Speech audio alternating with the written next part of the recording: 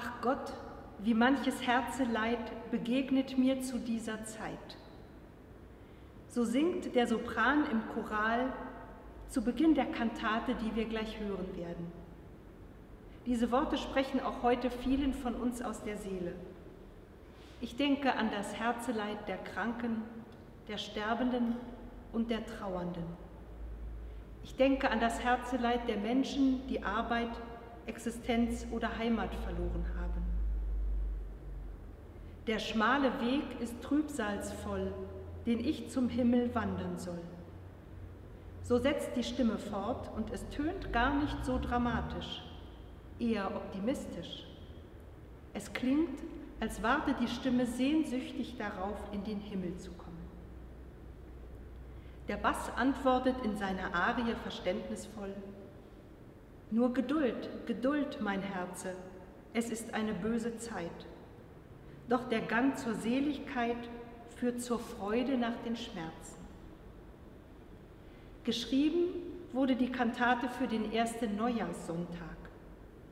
Da findet die bekannte Weihnachtsgeschichte aus dem Lukasevangelium quasi eine Fortsetzung im 2. Kapitel des Matthäusevangeliums. Ein Engel erscheint Josef im Traum und befiehlt der kleinen Familie von Bethlehem nach Ägypten zu fliehen. So soll Jesus vor dem von Herodes angeordneten Kindermord verschont bleiben. Es ist eine böse Zeit, in die Jesus da hineingeboren ist.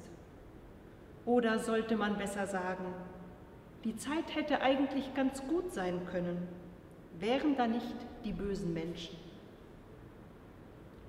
Jesus und seine Eltern kehren nach dem Tod des Herodes zurück und lassen sich in Nazareth nieder.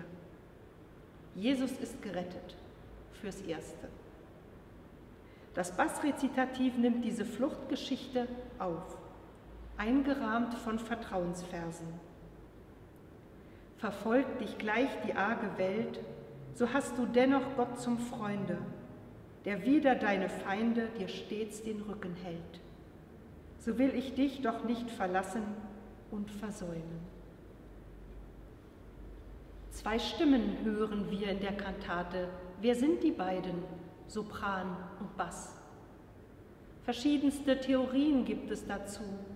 Ein Dialog zwischen Gott und einer Seele oder gar zwischen Maria und Josef. Mir erscheint am plausibelsten diese. Es sind 2 menschliche Stimmen. Die Sopranstimme verleiht einer gläubigen Seele Ausdruck, die angesichts des Leidens verunsichert ist. Der Bass verkörpert eine sehr zuversichtliche Seele, die zur Geduld aufruft. Sie erinnert mit menschlichen Worten an den unbedingten Zuspruch, an Gottes Wort. Und diese 2 Stimmen klingen manchmal auch in uns, oder? Auf der einen Seite kennen wir Herzeleid, Zweifel und die Sehnsucht nach einem anderen Land, in dem alles gut wird. Auf der anderen Seite wohnen in uns Vertrauen, Geduld und die Zuversicht, dass eine böse Zeit überwunden wird. Die beiden Stimmen sind auch in uns im Dialog, manchmal gar im Streitgespräch. Nun hören wir die Sopranstimme singen. Ich bin vergnügt in meinem Leiden, denn Gott ist meine Zuversicht. Woher nimmt sie diese Kraft, sich aus dem Leiden hochzukämpfen zur Zuversicht? In der passenden Epistellesung des Sonntags aus dem 1. Petrusbrief geht es um das Leiden der Christen. Da heißt es: Freut euch, dass ihr mit Christus leidet, damit ihr auch durch die Offenbarung seiner Herrlichkeit Freude und Wonne haben mögt. Nun ist das Leiden ja nicht der Sinn des Christseins, aber es kommt eben in jedem Leben mehr oder weniger vor. Und wir sind gerade auch in diesen schweren Zeiten nicht alleine. Denn Jesus selber hat Leid erlebt, er kennt es und er bleibt an unserer Seite. Freude und Wonne, die scheinen uns hier schon manchmal auf.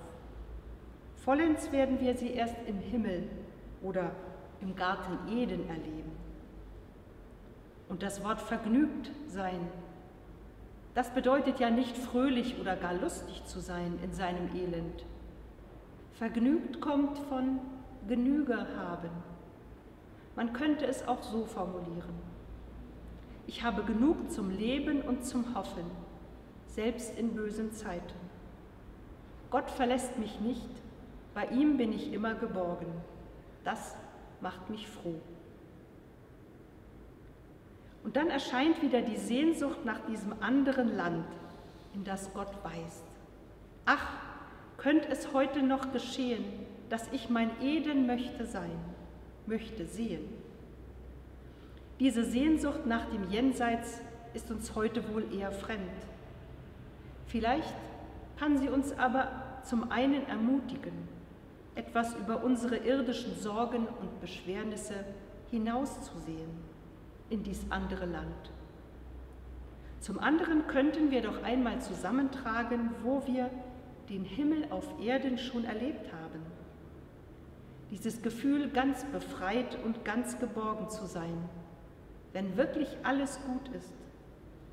Dieser paradiesische Zustand ist nicht dem Jenseits vorbehalten. Wir erleben ihn hier schon als Vorgeschmack. Im Schlusschoral erscheint wieder eine Art Weg. Es geht hier um die Reise zu Gott, ins Paradies oder, wie es auch genannt wird, das rechte Vaterland. Und die abschließende Bassarie nimmt die tröstenden Worte vom Anfang etwas abgewandelt wieder auf. Wir hören einen glücklichen Menschen singen. Nur getrost, getrost, ihr Herzen, hier ist Angst, dort Herrlichkeit.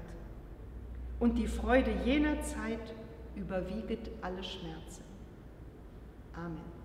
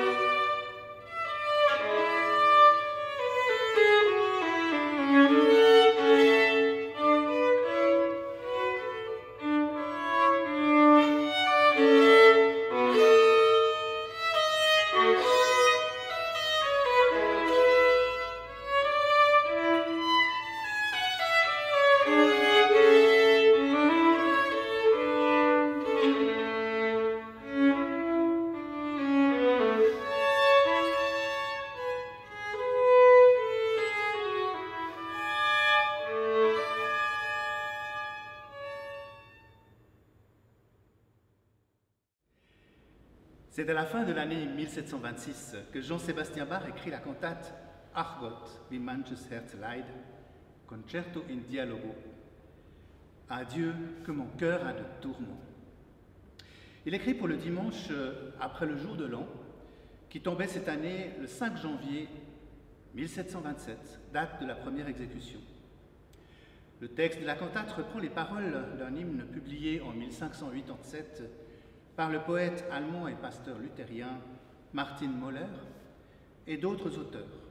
Le choral est dû à la plume du pasteur Martin Böhm. Cette cantate résonne comme un commentaire qui se fonde à la fois sur l'épître et l'évangile du jour. La première lecture prescrite était la première épître de Pierre au chapitre 4, les versets 12 à 19, dont je vous lis les versets 12 et 13. Mes chers amis, ne soyez pas surpris d'avoir été plongés dans la fournaise de l'épreuve comme s'il vous arrivait quelque chose d'anormal.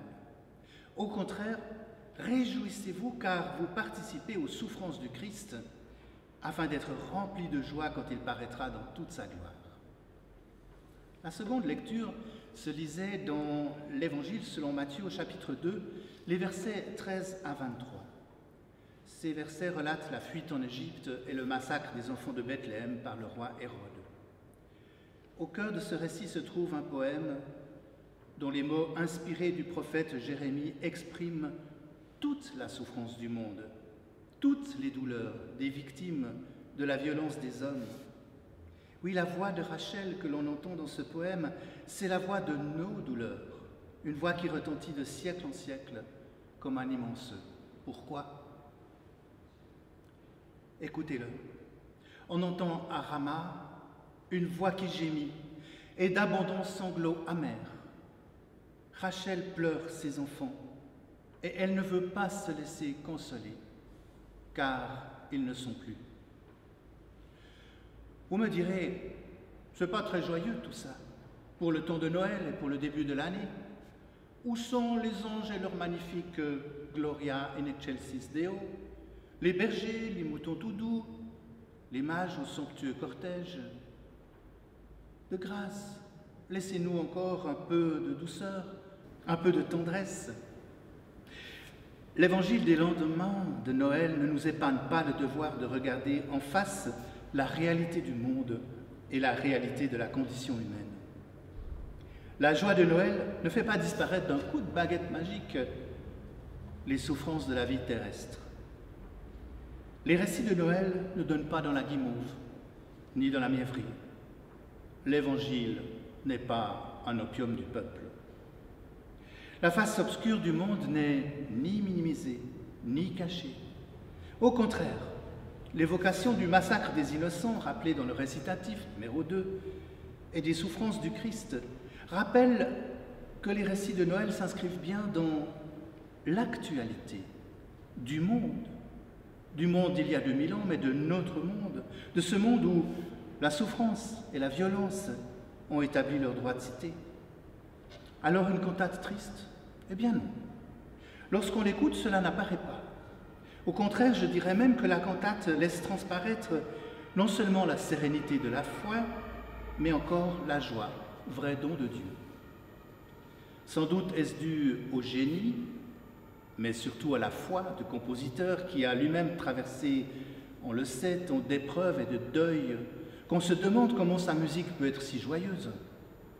Peut-être doit-on aussi le ravissement de l'oreille, alors que le sujet est grave, au fait que cette cantate se veut être un dialogue.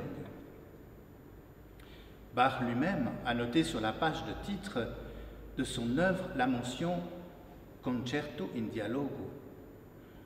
Un dialogue peut-être entre Marie et Joseph sur le chemin de l'exil, un dialogue entre moi et moi à l'intérieur de moi-même. La cantate en dialogue fait intervenir un soprano et une basse, c'est-à-dire, dans la symbolique baroque bien connue, l'âme du croyant et Dieu ou le Christ lui-même. Dans ce dialogue, nous entendons les mots forts de l'âme tourmentée, celle du croyant, mais aussi la voix profonde et consolatrice du Christ qui rappelle que le chrétien a une espérance comme dans le récitatif où la basse répond avec vivacité à la plainte de l'âme. Alors que le monde mauvais te poursuit, tu as toujours Dieu pour ami. La parole que t'adresse Dieu te rend confiant. Il dit, quand même montagne et collines s'abaisseraient-elles, quand même les flots menaceraient-ils de t'engloutir, je ne t'abandonnerai pas, je ne te laisserai pas. Alors la fuite en Égypte devient une fuite du mal vers la lumière, un exil en compagnie du Sauveur, en qui le fidèle doit mettre toute sa confiance. Alors comme dans un tableau de Rembrandt, les lendemains de Noël chantent comme l'irruption de la lumière dans l'obscurité, dans un monde froid. Dans ce monde-là, malgré tout, je peux être en paix. Comme nous le dit le soprano dans l'aria numéro 3, je trouve mon contentement dans ma souffrance, car Dieu est ma confiance. Dans ce monde-là, malgré tout, je peux connaître la joie, comme le dit le dernier vers de la cantate, la joie surpassera toutes les douleurs. Amen.